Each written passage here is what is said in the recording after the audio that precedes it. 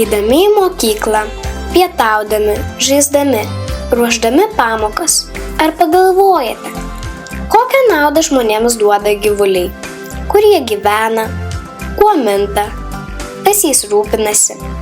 Pradėkime kelionę į kaimą, kur ūkininkai augina įvairius gyvulius. Pirmiausia sutikome viščiuką dobiliuką, kuris auga mėsinių galvijų bandoje.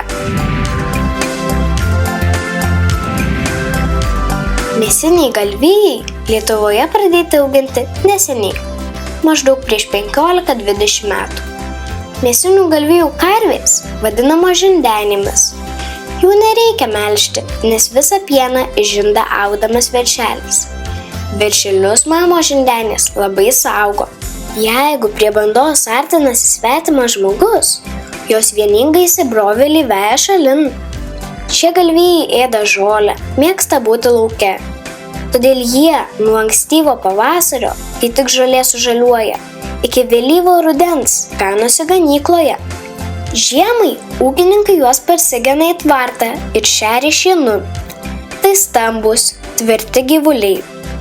Suaugę jaučiai sveria 1000, labai dideli 1500 ir daugiau kilogramų. Jie auginami mėsai ir auga ilgai. Mėsinių galvijų mėsa, jautiena, turi daug naudingų žmogui medžiagų, yra labai maistinga. Baltymai yra vertingiausia jautienos sudedamoji dalis. Žmogui taip pat būtini baltymai. Todėl suvalgę nedidelį gabalėlį jautienos, savo organizmą papildysite baltymais, mineralinėmis medžiagomis, kai kuriais vitaminais. O melžiamas karves turbūt visi esate matę.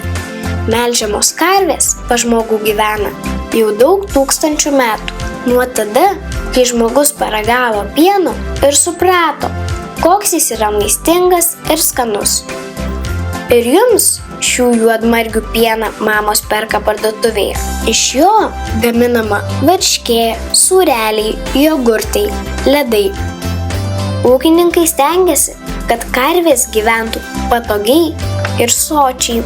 Jos dažniausiai laikomos palaidos. Aptvare gali vaikščioti kur nori, visada turi pašaro, vandens. Tvartuose net įtaisyti specialų šepečiai, kad karvės galėtų pasikasyti šonus. Ūkininkai karves melžia 2 kartus per dieną.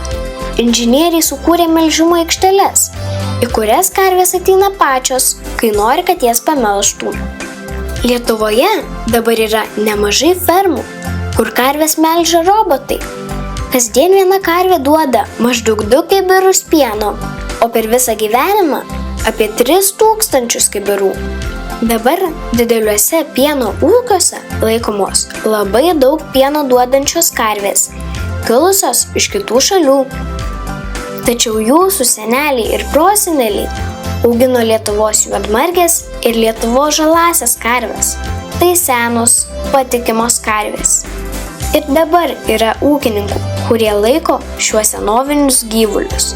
Jie sako, kad jų pienas yra skanesnis.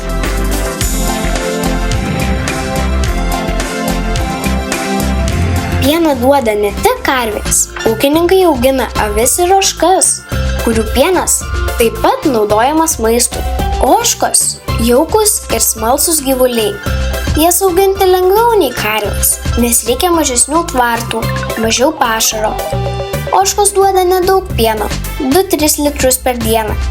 Jos ėda tokią žolę, kurios neėda karvės. Tačiau ožkas auginantys ūkininkai sako, kad šie gyvuliai renkasi tik pačius vertingiausius augalus, įvairias vaistažoles, todėl jų pienas labai vertingas. Iš tiesų ožkos mėgsta net jaunas medžių ir krūmų šakeles. Matote, kokios ožkos judrios, kaip joms patinka kompanija. Jos laipioja, šokinėja, domisi viskuo, kas yra greta. Dėl to geriausia, kai jos gali laisvai ganytis, o atšalus orams įlįsti į tvartelį pasišildyti. Kai ūkininkai laiko daug ožkų, jas melžia melžimo aikštelėje, mechanizuotai. Kadangi čia ožkų laukia jų mėgstami pašarai, jos pačios mielai bėga, kad jų paskanautų ir kartu būtų pamelžtos. Taip pat melžiamos ir avys, kurios laikomos pienui. Avių pienas irgi yra labai vertingas. Iš jo, kaip ir karvių ar ožkų pieno, gaminami įvairūs pieno produktai. Kitos avys auginamos mėsai, vilnai, kailiui. Avys, kaip ir ožkos, šeriamos žole, šienainiu, specialiai pagamintais pašarais. Labai mėgsta daržoves, o žiemą pušų ar eglių šakeles. Lietuviai nuo seno laikydavo lietuviškas avis. Lietuvos juodgalvės ir šiurkščiavilnės. Tai labai senos veislės. Dabar jų Lietuvoje auginama nedaug, bet yra ūkininkų, kurie stengiasi išsaugoti senasias veisles ir jas augina.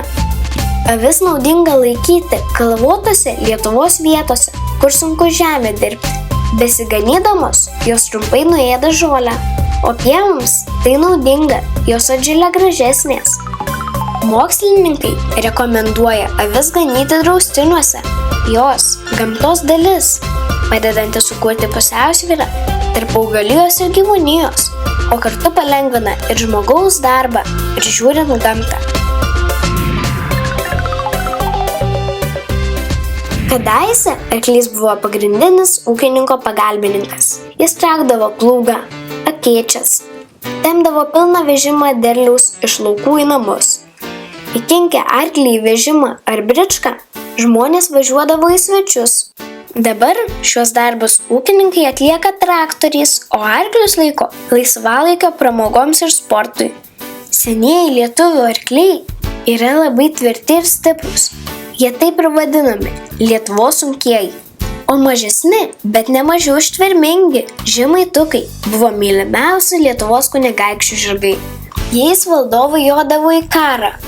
Lietuvos ūkininkai stengiasi išsaugoti senasias žirgų veisles, todėl buriasi į klubus, rengia žygius, dalyvauja šventėse ir pasikinkę žemaitukus vėžina vaikus. Žirgai yra labai draugiški, ramūs ir žmonės mylintys gyvuliai. Dėl šių savybių jie naudojami kai kurioms žmonių ligoms gydyti. Gydymas arkliais vadinamas hipoterapija. Žirgynuose auginami sportiniai žirgai, skirti varžyboms. Treneriai juos kasdien treniruoja, ugdo ištvermę, šoklumą.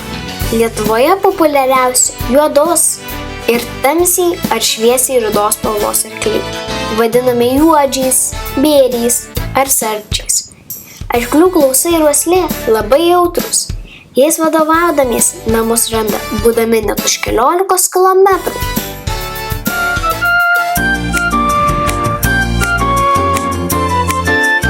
Arkliai, galvijai, avys, ožkos daug laiko praleidžia lauke, o štai kiaulės visą savo gyvenimą praleidžia tvarte. Kiauliena labiausiai lietuvių mėgstama mėsa. Iš jos gaminami įvairūs mėsos gaminiai. Kiaulės gana lepūs gyvuliai, palyginti su galvijais. Joms reikia sausų ir šiltų tvartų, šviesos, specialiai gaminamo kombinuotojo pašaro. Tada jos gerai auga.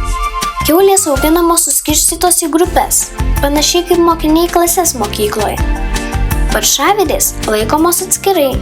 Jie atsiveda paršelių, jie kurį laiką gyvena kartu. Jei karvės, avys, ožkos, arkliai atsiveda po vieną jauniklį, paršelių būna nuo 10 iki 20. Per mėnesį paršeliai sustiprėja, paauga. Tada atskiriami nuo paršavedės ir suskirstomi į amžiaus grupes. Gerai šeriami, jie labai greitai auga.